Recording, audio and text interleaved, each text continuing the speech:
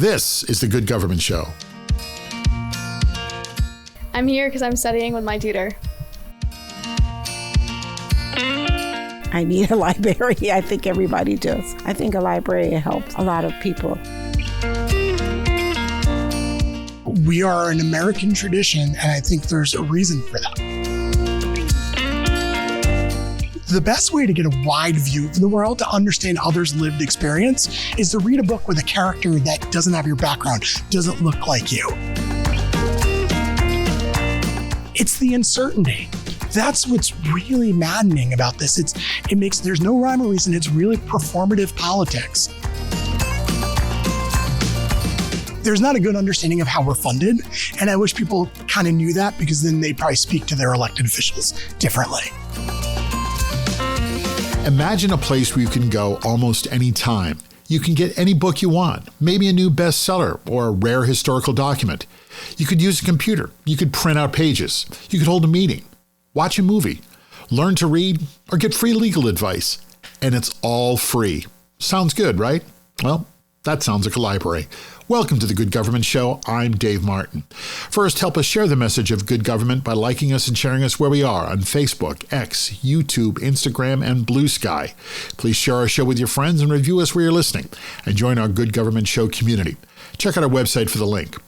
Libraries are part of the fabric of America. Ben Franklin had a hand in making books accessible for everyone. In New England, just after the Revolution, libraries were established and grew. Today, there are over 12,000 libraries in the U.S. They range from the Library of Congress, and if you've never been, go. Thomas Jefferson made a huge donation to get that library started.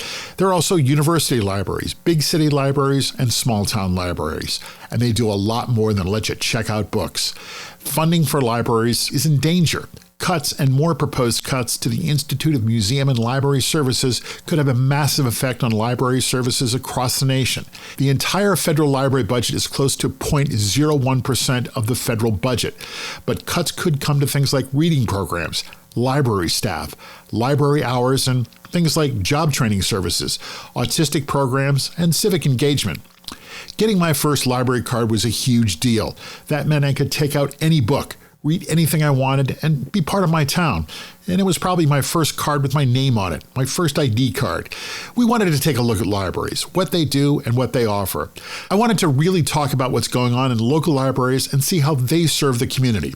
Earlier this summer, I went to the Fairfield, Connecticut Public Library. I got a look at what real public service is all about. First, I wanted to talk to some people to use the library, like students. I'm A.V. Moynihan. I go to Roger Ludlow, and I'm in 8th grade. I'm here because I'm studying with my tutor. Why do you choose to come here? I just think it's a very quiet place to learn, and then you'll get to also see other people studying, and I think it's very motivational. Small business owners. Karen Thompson, I'm a travel advisor. I come to the library because I like the layout, I like it, the people here, the atmosphere. It's easy for me to get information that I need due to my work, whether it's the copy machine, faxing, books, learning more knowledge on different countries or other places. It helps me. What do you love about this library? Well, I like it that they have the tables where you can come. I have my laptop, I can use it, and they have different layouts here, spaces where you can go. If you want to be a little bit more quiet, you can go to the very end of the library, or if you need to be in the front, you can get more help where they're right there at the desk. I need a library. I think everybody does. I think a library helps a lot of people. They have programs here where you can learn on whatever it is, whether you're coming to bring your child to have a storytelling time, or you're coming for financial advice or a knitting group, whatever it is. I think it helps the community to get together. Adam Crook doesn't have a home computer, so for him, the library is his only option to have a quiet place to work, go online, and do what he needs to do to help himself. The libraries are essential for people like myself, and I don't want to, on more of a broader scale, yes. Without the library, I wouldn't be able to do any of this. It's an essential resource for people like myself who need it and have no other option to stay connected to the community and our families, and especially as a homeless person, it's vital and it's necessary, and it's also a comfortable place to be too. There's a lot of people here trying to study. a lot of the people that are employed by libraries have advanced degrees, PhDs. So they're very smart people, and you can learn a lot from them. Here on The Good Government Show, we've talked about the range of library services. We talked to librarians who have mobile libraries, showers, special packages for kids on the spectrum who need more than a book, and where they host community events like concerts. I guess you don't have to be too quiet for the concert. I took a tour of the Fairfield, Connecticut Library with Scott Jarzenbeck. He's the town's librarian. He's also the president of the Connecticut Library Association, which is part of the American Library Association. I wanted to find out what a local library means and what some of these cuts could do. You're going to hear about how one library in one city in America uses its library. But really, this is an excellent example of what libraries across the country are doing. This is what libraries are all about. You're going to hear about how the people who work in libraries love what they do. You'll hear that libraries are more than just books. If we lose libraries, we really will lose a part of what makes America great. So, coming up, a tour of the library. What if World War I never happened? What if these three royal cousins, King George of England, Kaiser Wilhelm of Germany, and Tsar Nicholas of Russia, chose peace over pride? Good Government Show executive producer Jim Ludlow has just released a new book. The Royal Cousins is a gripping alternate history that imagines how diplomacy and courage could have stopped a war that took 22 million lives. If only they used the principles of good government. Download The Royal Cousins now on Kindle. It's powerful, timely, and just 99 cents. And all the proceeds support our work here on The Good Government Show. Just search The Royal Cousins on Amazon today. I wanted to walk around the library a little bit, and my first stop was in the children's room. That's up on the second floor. But it's not just one room. I'm going to let children's librarian Tamara Lynn explain where we are. I'm Tamara Lynn. I'm head of Children's Services here at the Fairfield Public Library. We are currently in the Children's Library, which is on the second floor. The library itself was created to look like the town of Fairfield. So when you walk in, you see our lighthouse that's right behind the desk. And then if you come to your left, you're going to go into the early literacy area where we have a bookshop and the town green. And there's a town hall sign that says we were established the town of Fairfield in 1639. Then we move over to the country shop or the country store. And in the back, we have the little farm, which is our baby room. And we do have some farms here in Fairfield. And then we head over to the train station because we have 2 train stops in the town. And in the back, we have the castle. Now, we're not quite sure why they made the castle because we do not have a castle. So what's the most popular room? The most popular room is probably the castle in Little Farm. Yeah. Why? Well, Little Farm's great for babies and it kind of contains them. They can't really run out of there. And then the castle has a dollhouse and it's great for imagination play. She talked about what the kids come to the library for. We have about 11 early literacy, so that's story time or music and movement programs that happen in the morning. And then in the afternoon, we have tons of K through 5th programming. So we might do slime or we might do a book club, all kinds of things like that. Computer programming like Girls Who Code, we have that program going on too. And then our summer reading is coming up, which is huge and the kids go crazy for. Make sure you check out our show notes on our website. You can see the children's library section. It's an impressive library. Scott took me on a tour of the entire library. I walked by the DVD racks. Yes, lots of people still take out DVDs. I saw high school students studying in the teen room. The quiet room looked like a typical reading room in some private club, complete with a piano for nights when they have small concerts. I saw kids studying together in private rooms, and I saw the conference room that appeared to look like any other conference room in a Wall Street office. Real business deals happen here. And I saw what they call memory bags. I'm going to let Scott explain. We're standing here in front of 2 racks of memory kits. Tell me what we're looking at. So coming out of COVID, my staff recognized that we had older patrons who were showing a little bit of cognitive decline, and they really kind of dove into what goes on there and what resources that the library can create. And one thing that libraries have been doing across the country are these kits. It's basically a bag of items. They can be puzzles, they can be audio visual, they can be books, and they're really for people to work on their mental plasticity. Just like the bags, upstairs that we curated for the kids with books about social topics, they kind of go through and every bag has something different in it. So that way people can come, they borrow one bag and they decide, hey, I want to borrow a bag with puzzles in it this time or the audio player in it. The bags have proved to be popular. It all started with librarians seeing a need for something from the community. What librarians do really well is curate collections. And so those are book bags that are full of books on one specific topic. This time around, it's being community wellness.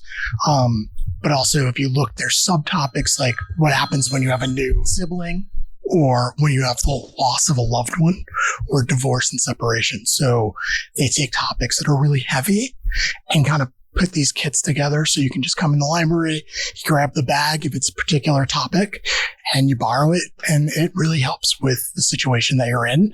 And my staff do this really because over the years they were getting all these questions like, we need books about, the passing of a pet. And so they said, let's create these collections, put them in a bag, and make it so that people can easily borrow them. My conversation with Scott Jarzenbach, the town librarian, is coming up. The Good Government Show is sponsored by Our. That's OUR for Our Community. Get involved. We hear that all the time from government leaders. Our co-brands with your government's name and logo.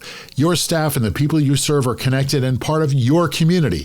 From any device, your members provide reliable data and meaningful feedback.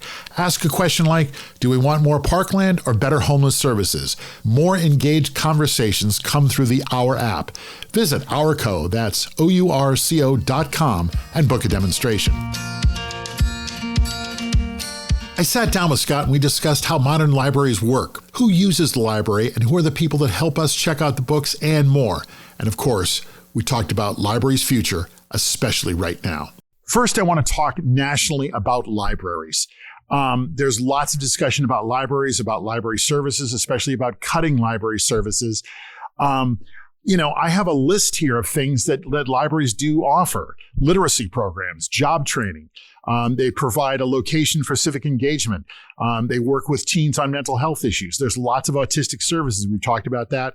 I've talked to people who have installed showers in their libraries. I know someone here had talked about their computer using the printer service here. People come up for online help. We talked about other things. What have I missed? And, what are all the things that libraries provide? It's way more than just books. Well, I like to consider libraries like the front line of democracy. If there's not a free flow of information, if everybody doesn't have the same access to information, whether that be in a book or via the internet, I don't know if you can really have a democracy. And libraries have done a really good job over the years of cultivating and curating collections that are balanced, but are accurate information. We are an American tradition, and I think there's a reason for that. And there's a reason why if today someone was to come up with the concept of a public library, if there weren't public libraries and someone was to come up with that concept, it would get shot down so quickly. That would be terrible. Yeah, but it would get shot down. These are shared resources. These are the best use of tax dollars, some of the most balanced use of tax dollars. And it's some of the most public-facing government service. I say that all the time when people bring up customer service. They go, we don't do customer service. We're still a municipal entity. And we have policies and procedures that people need to follow, but we're an open space that makes everyone feel welcome. They just have to follow those rules. And it gives be quiet in the library, still a rule. Well, be quiet in some rooms, as you learned today. Yes. There's some rooms you don't have to be quiet in the library. You can be as loud as you want. There's bands, there's comedy shows. So it's a cultural hub, but most importantly, it is about making sure everyone has the same access to information across the board, no matter, your class, your race, or your ethnicity. How long have libraries been a part of the American fabric? Well, it's public libraries. Libraries have been a part of culture for centuries, but public libraries really became part of municipal governments in the 1920s. We all hear about Carnegie. We know who Carnegie was. People often get confused and think Carnegie was an architect or a style of architecture for libraries. No, Carnegie was someone who had a lot of money and decided that library... Andrew Carnegie Steel. He traveled the country because he thought public libraries were important. And what he did, which, not everybody's a fan, but there's one thing that he did that I really liked, which is he would go to the municipality and say, I will give you money to build a building. But you have to make sure that that building is funded. The staff is funded every year. You really created that concept of a public library as a town department or a district of the municipality. And that's huge. And that happened in the 1920s. And many of the great successful libraries around the country took Carnegie money and went forward with it. So there's something called the Institute of Museum and Library Services. This is from the federal government. And my understanding is they operate on a $290 million budget. And of that money, $160 million goes directly to the nation's libraries. If that money goes away, what happens? Well, it depends on the state. So in Connecticut, how that will damage us isn't directly through funding. It's not like our funding will be reduced. Connecticut gets around $2 million. And it takes that money and it hires staff to do capacity building. So there's a wonderful group of people who work at the state library who train my staff, who make sure that we have resources that we may not be able to get ourselves, who have a lending library for libraries. And what that does is make sure that library service is equitable across the state. Here in Fairfield, we have a lot of support. And so we can be open all sorts of hours and have a great, robust collection like you've seen with kits and technology. I live in a municipality which I think underfunds its library. And the hours are bad. My kids ride their bike there and go, Dad, library is closed again. Great staff. Pretty good collection. But, not every municipality funds their libraries as much as they should. And what the state library does is it makes sure that there's capacity so those libraries can do a little bit of extra, more than a little bit, to do extra work and are trained to be the best professionals that they can be. And if some of this money goes away, we talked about teen mental health, and I know that we've talked to other people at libraries that have like autistic programs and autistic learning kits and autistic learning sessions. That goes away, what happens? Well, then it puts pressure on our capacity and our funding. So if there's a service that is being provided at the state level, like databases that we use to answer reference questions, the question becomes, if the funding goes away and that is taken away, are we able to afford it on our own? How do we build that into our budget? Again, the training and the capacity building. My staff get trained by the state library staff. We'll be missing those things, and then we'll have to use our own local budget to then pay for those things. And it doesn't make sense because if you do it at a state level, you can impact so many people. Your return on investment is so much better if you do it at a state level. Whereas if we're all doing it at a local level, it's going to be more expensive. It's going to be a bigger waste of taxpayer And dollars. something's going to get cut. Oh, things are going to get cut without a doubt. And, what's so nefarious about cutting library funding is then it creates a narrative. You hear this narrative, who uses libraries anymore? Right. And I always laugh because in Connecticut, there are 1.2 million cardholders. That means 1/3 of the population, 1 out of every 3 people have a library card, which means that they use the library at least once a month or once a year. And some of them use it every day. So when you start cutting that funding and those services get pulled back, then the argument becomes, well, people don't use libraries as much as they used to. Well, they don't because the library is not open. Right. And it's kind of this cycle that happens that I've seen multiple times where it's like, there's some engineering behind this. It really is like, you're making it so we're going to fail so you can make an argument to fund us even less. How concerned are you about some of the censorship that's going on? I mean, 2 books that I noticed. One is To Kill a Mockingbird, Harper Lee, great American classic novel. And Julianne Moore's, the actress, wrote a book called Freckle-Faced Strawberry about growing up as a redhead. I mean, we take those books away, what happens? Well, first of all, fiction is a great way to learn about the world. And I was a teen librarian and a children's librarian. The best way to get a wide view of the world, to understand others' lived experience, is to read a book with a character that doesn't have your background, doesn't look like you, doesn't have the life experiences that you do. I did that as a kid. Some of it was comic books, but it was, I got to read. I did see issues of Mad Magazine of the racks yes, here. Yeah, Okay, and good. you get this different life perspective. What's so scary about the challenges that are happening today is they're often challenging books that have characters who they're not happy with their kids being exposed to their life experience. LGBTQ plus books are getting challenged left and right. Books about American history that might talk about the Black or Hispanic experience, those books are being challenged. And we always had book challenges in libraries. Always, as a director, I'd get one a year. I mean, Mark Twain was banned. Oh yeah, Mark Twain, yeah. When he wrote the books. Attempted ban. But back when he wrote them, they were controversial in some parts of the country, right? And now we're getting these book challenges that are, I call them astroturfed. These individuals are coming with lists of books that they didn't read, but they're getting it from a social media post, and they're deciding, I'm going to fight the good fight, and I'm going to challenge this material. We had 130 challenges last year in Connecticut. And it was a lot of stress, and it's a lot of stress on the staff, and it really hurts the capacity of the library, of the organization. You are the president of the Connecticut Library Association, and you're also a member of the American Library Association. I guess you're the president of the American Library Association said that these cuts are ridiculous and short-sighted. Do you agree? Oh, absolutely. Arbitrary and done in ways in which it doesn't make any sense unless they're trying to create confusion, because this is making it difficult for libraries to plan out the next year or 2 years, because there's going to be pressure on municipal budgets. So we just went through our budget process for the next fiscal year. I'm already thinking about the year after, because my concerns are, okay, if we have to start paying for these additional services, where am I going to get that money from? And, you have to remember that it's not just about the cuts with the IMLS. It's also about the cuts for the arts, because we get grants there. It's block grants. Public libraries get money from block grants. And then it's the cuts that are going to affect the town, because if all of a sudden there's $2 million less for for the schools or for public safety, then that town has to look at its budget, and libraries are almost always first on the chopping block. And so we're really concerned. You're going to keep a cop long before you keep a librarian. Yeah. And so we're really concerned about what our local funding is going to look like in the future, just due to all this pressure. But it's the uncertainty. That's what's really maddening about this. There's no rhyme or reason. It's really performative politics.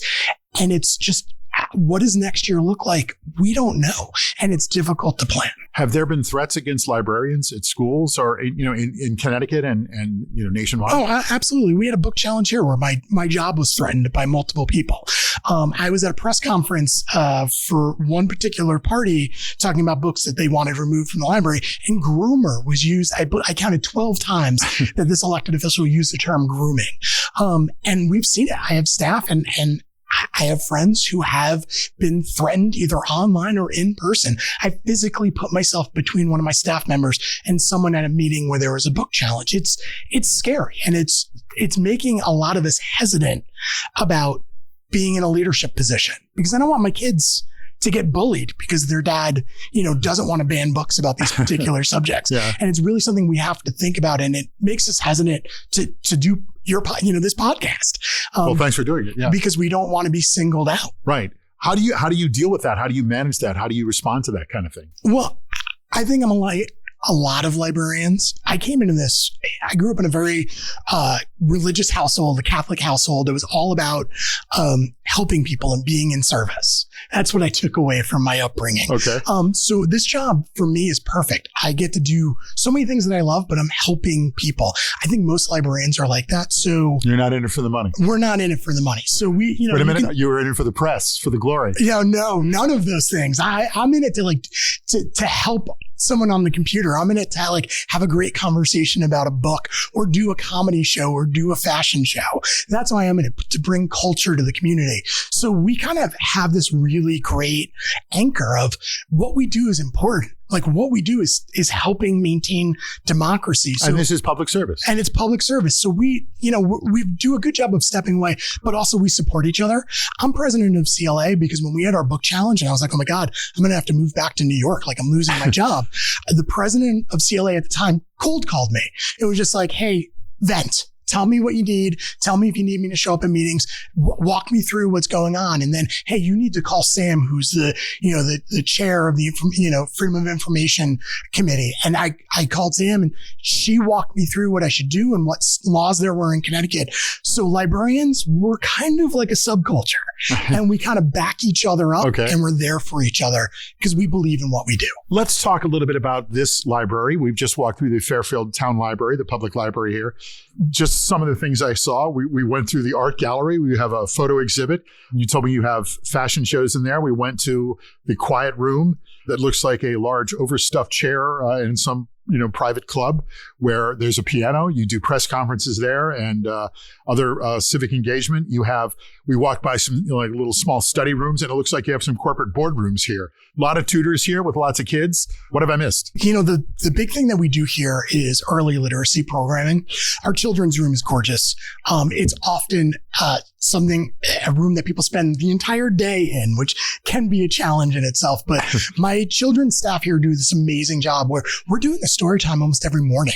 I mean, most libraries do a story time once a week, and those story times are so popular that they fill up, and we have to actually have what we call the library bouncer. One of the librarians has to stand at the door and be like, "I'm sorry, you didn't make registration. We can't let you in because the room's at full capacity." We go down to the green. We do a story time, a sing and stomp program at the green. 300 to 400 people at those programs. It's amazing. I mean, this is a highly literate and supportive community. And then we do the same thing with teens. We have a really active teen base and a really amazing teen librarians, and they do all this work with the youth. And then on the flip side of that, we have book clubs, we have Mahjong, we have Tai Chi, we have a walking program for older adults. So this library is the biggest complaint I get about this library is the parking lot and the lack of parking. But it amazes me. Every day I come in and we're doing something new. I can't remember everything we're doing, and I'm incredibly proud of the work that we do here. If you start to lose money, if your budget starts to get cut, what gets cut? What would the loss be? The loss will be we'd have a much smaller collection, and there's additional pressures on our collection development budget, like ebooks. Connecticut just got through some SB 1234, which is work that is a bill that will help us with ebooks, but this is becoming increasingly expensive. So we worry about a reduction in budget, but also products that we need to buy for our patrons that'll be so much more money. So we're good about kind of reducing across the board. So it'll probably mean one less evening that we're open. It will probably mean one less story time in the morning and a few less multiple copies of a book. But again, once we do that, the demand is so high, we start to lose numbers, and it's almost like, it's a feedback loop. Like, okay, now we're closed Thursday night. We're getting 300 less visitors during the week. It's harder to make an argument to fully fund us. That has a huge impact. Huge on the community, on our seniors, on our teens, somewhere to go. I mean, for many of our teens in this community, this is the spot to go. For many of our older adults who are on fixed incomes, this is a part of their day. It's my mom. My mom is, the library is just built into her schedule. It gives her something to do. And I'd hate to see that go away or be restricted or modified so that we're not open when people need us open. Yeah. My dad used to go to the library. That was his thing. He went down a couple of times a day, or a couple of times a week rather. And, he would read the paper, read magazines and check stuff out. And, he was a regular attender of the library.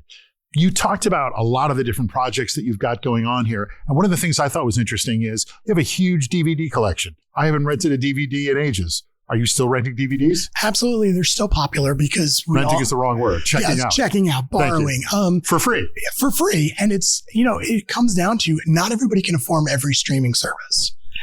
And there are movies that aren't on streaming services that we still have available in a physical format. And then there is still a digital divide. The digital divide's been made a little bit better with cell phones.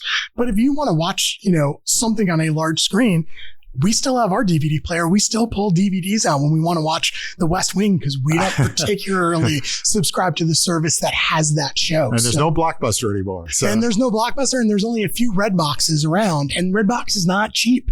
So it always amazes me. I mean, it's definitely back in the day when I first started as a librarian, DVDs were kind of that's why our circulation went through the roof. But it's still there. And again, it's that idea of digital literacy and digital divide. We're sitting in a makerspace right now. So there's 3D printers and there's all this technology that's around us. Yet right outside that door is a fax machine and a copy machine. So libraries and, my former library still had a typewriter out. And it's the idea of everybody moves up in technology at different speeds. And the public libraries across the country do an amazing job of making sure those resources are still there. and that people can still use them. And do people still check out books? Absolutely. This library is an outlier. Our circulation is one of the highest in the state. I came from a city library that didn't circulate as many books as this library. Okay. So in certain communities, in certain pockets, absolutely. But more importantly, children's books are still incredibly popular. Sure. And for parents, well, a kid reads a book for a year and then they're done with it, and yeah, you move on. So but, you take it to the library, and it's easier, cheaper, freer, and yep. And you can get assistance. Right. You can walk up to the children's librarian and say, "Hey, what are some new picture books about this particular subject?" And we're here to help. Or where are the books for 6-year-olds? Yes, exactly. That's stacked over there. Go. What's the most popular thing that people take out of the library? Well, it really matters on the library. Here, it's just new fiction. New fiction we can't keep on the shelf. There are days where I look on the computer and say, "Oh, the book's supposed to be on the shelf," and I walk over to the shelf and it's in somebody's hands. Okay. So books are still incredibly popular, adult books, but also ebooks. And what's great about ebooks is it means that we can provide library service 24/7. Sure. So if you want to borrow material, you can borrow it at 2 a.m. You just have to go to our digital collection. That's becoming increasingly popular, especially the audio format. If people want to invest in libraries, and by that I mean, if people want to show how important libraries are and support libraries, what should they do? So there's a couple different things that they can do. First, most public libraries have a friends group. This is a nonprofit entity that really just does fundraising and friend raising. Our friends group here is incredible, and they have underwritten almost like $40,000 in programming and expenses. So you can join your friends group if you want to do some volunteering or if you want to do some fundraising. But really, more importantly, you need to speak to your elected officials and let them know the importance of libraries. And if you have the time and the expertise, every library is run by a board. Okay. It's, again, why libraries are so incredibly democratic. So if you really believe in the library and you want to give some time to the library, think about running for, if it's an election or an appointment, think about joining your library board, because that's where the policy work is done. That's where we make sure we have the resources so that the library can do the great job that it does. So in getting engaged in that way, either at a governance level or volunteering with the friends, if you can't do either of those things, use the library. Absolutely. But if you're using the library, you didn't say get a library card. I thought you'd say that first. You don't need a library card to use the library. Even better. You don't. Whenever I explain the 1.2 million card holders, I know that we have people who walk in this library who don't have a library card because they like to use this as a third space. You don't need a library card for a program. So yes, get a library card, but more important than that, talk to your elected officials and remind them how important libraries are, not only to your community, but democracy at large. All right, we're going to come back and we're going to get to the heart of your idea of being in government. We're going to do that in just a moment. Once you wrap up this episode of The Good Government Show, give a listen to our friends over at Good News for Lefties. This daily podcast highlights news stories that show there's more good news out there. Other people in government are really trying to do the right thing. That's Good News for Lefties. Listen where you're listening now. All right, so we have this Good Government Show questionnaire that I ask people who are in government, and it's going to be a little different because you're not the mayor of Fairfield, but we'll go for it anyway. So you are the public librarian. You're the town librarian for the city of Fairfield, Connecticut. What's good government? Good government is one that is responsive, but not responsive to the loud minority that can see trends in its community, be a part of its community, and understand it's not always people speaking at public meetings that are sharing the full voice of the community, but being out there and having enough conversations so you understand who you're serving. If people think that the library should be doing different things, and let's throw a caveat in there, constructively think that the library should be doing different things, what should they do? You can go to board meetings. There's usually public comment at board meetings. Make an appointment with your director. I'm meeting with a member of the public on Monday. The library directors, we're all about running our organizations, serving the community. So just call up your library and say, hey, who do I speak to about programming, or who do I speak to about books? The library director is more than likely, or the head of adult services or the head of children's services will love to meet with you to hear your ideas. And, it could be as simple as an email, but it can also be an in-person meeting or coming to a board meeting. We discussed this a little bit earlier. I know that you became a librarian for the money and the fame, but what drew you to become a librarian? I mean, what drew you into this service? So I grew up in a rural community. I grew up on a potato farm. Really? And I got very much into punk rock. So I was a weird kid and comic books. And I also had an IEP. I had a learning disability growing up. So the library was kind of the perfect place for me. My mom, I did story times. I did a summer camp, anything my mom could get me into, because also it was free. It's great. We go once a week because it was somewhere to go on a Wednesday night. But as I got older. With purple hair? Well, no purple hair, but some mohawks. Okay. As I got older, there was a comic book club. I participated in that. So shout out to Riverhead Free Library on the eastern end of Long Island. All right. As a teenager, the public library was the space that we could go to that we felt the safest. Couldn't go to the rec center. Rec center, we were looked down on at the rec center. The public library, everybody left us alone. Okay. And so we really grew to love it and respect it. We were we were against all authority except for maybe our moms and the public librarian. All right.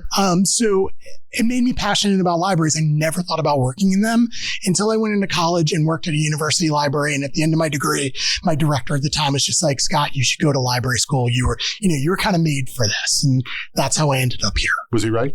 She was right. Randy's usually right. She's responsible for a few library leaders in Connecticut, actually. What would you like people to know that they don't know about a library and how it works? Well, one, that we're a municipal service.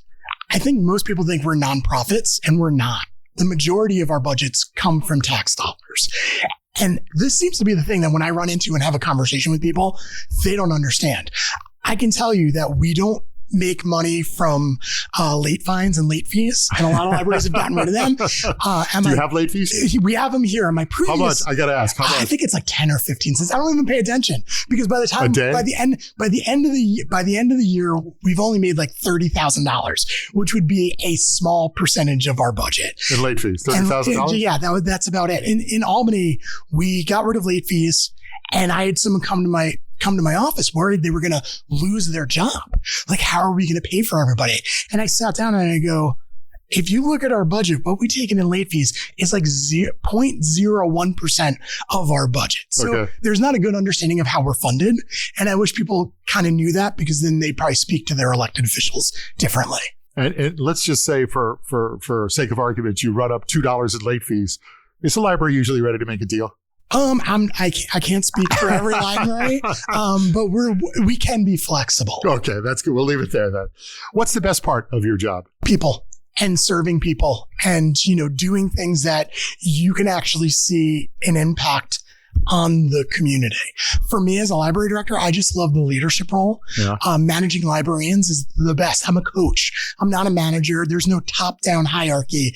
It's really about, I just have incredible, talented people, and it's just great to help them achieve things that are just outside the box. So it's when I see somebody leave the library happy after a program or from getting a book, that's the best part of my job. When you see the headlines about cuts to libraries, what are you most concerned about? Or is it cuts? Is it censorship? What are you most concerned about? It's cuts, and it's almost always cuts that come with reducing hours. For some reason, the people who have the power when it comes to municipal budgets think that the library shouldn't be. A great way to save money is to close the library after 5 o'clock. There are tons of people in the library here between 5 and 8. So it's really frustrating that becomes like a really lazy solution. And if you really drill down, it does not save that much money. So that's my biggest concern, because I really do love the library as a public space. I don't want that to be reduced. What book are you reading now? I just finished, this is always a hard one. I have a lot of nonfiction books in the hopper, but I'm currently reading The 12, which is a post-apocalyptic book about vampires. I'm not a big horror reader.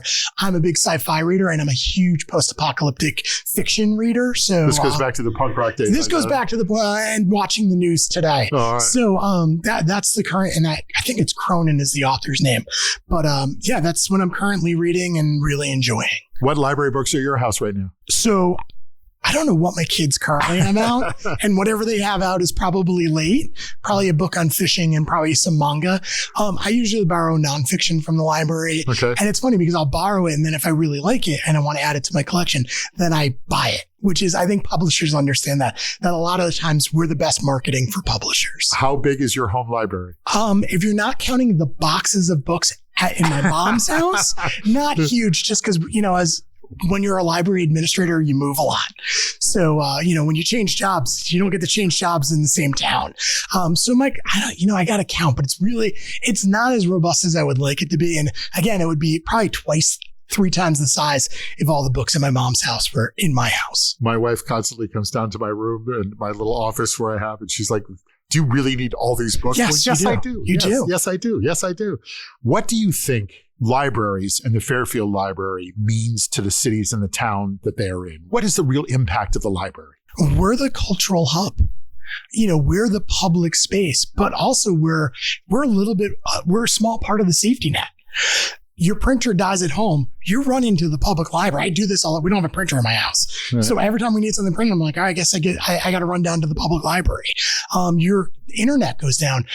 During, Superstorm Sandy, there were so many of these libraries that remained open, found a way to remain open. The library I was running at the time found the way to remain open. And we became the only space in town that people had heat, that people had a way to connect on the internet. So we provide that space in good times and bad times.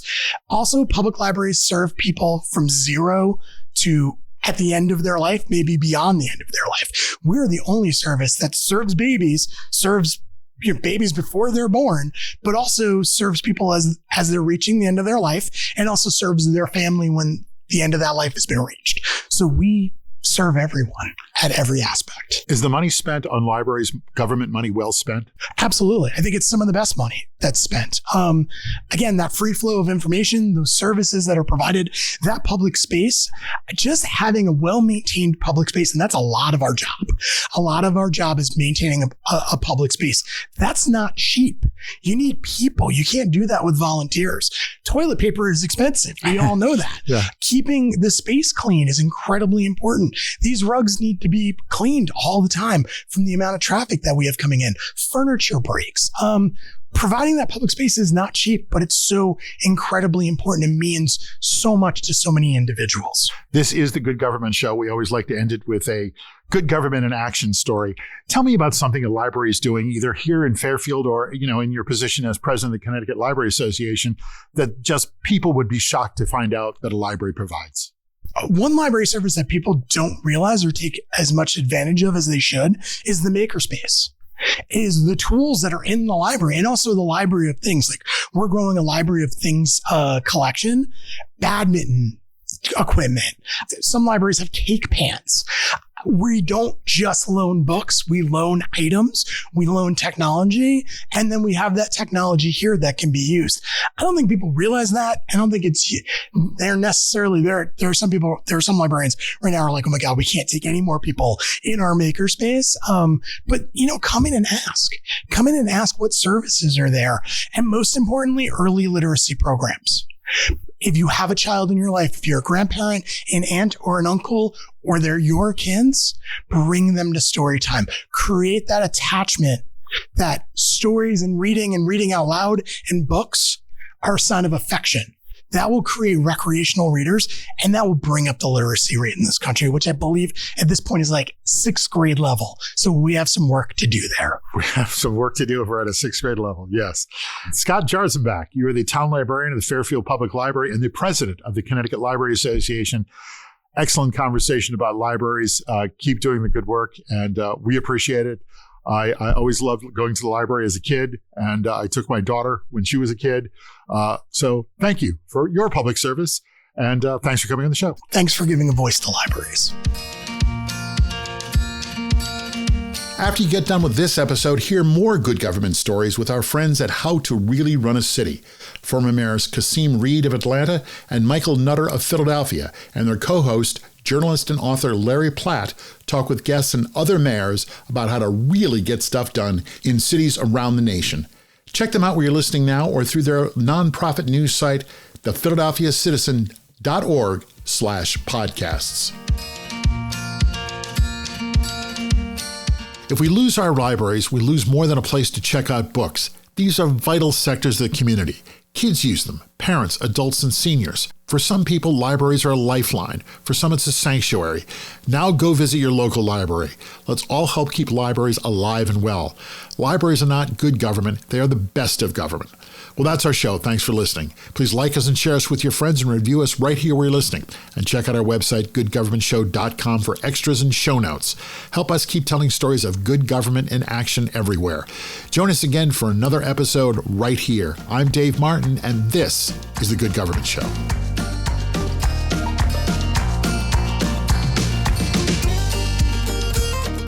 The Good Government Show is a Valley Park production. Jim Ludlow, Dave Martin, that's me, and David Snyder are the executive producers. Our show is edited and produced by Jason Stershic. Please subscribe, then share us, and like us and review us. That's the best way to make sure we're able to keep telling these stories of our government working for all of us. Then listen to the next episode of The Good Government Show.